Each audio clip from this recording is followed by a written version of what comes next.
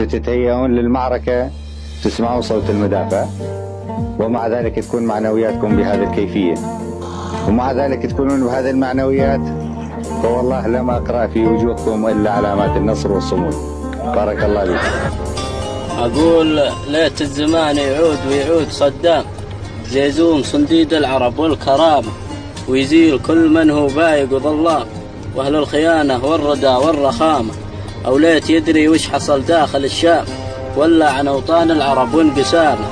راح الزعيم اللي على الحق مقدام، وين الزعامة عقب سيد الزعامة.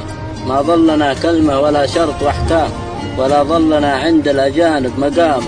مرحوم يا رجل عن الحق ما نام، يا كاسر خشوم العدو واختصامه.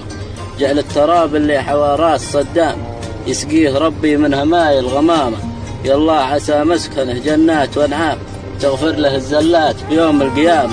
واختامها صلوا على سيد الأنام، ما لبس اليماني فوق رأسه حمام.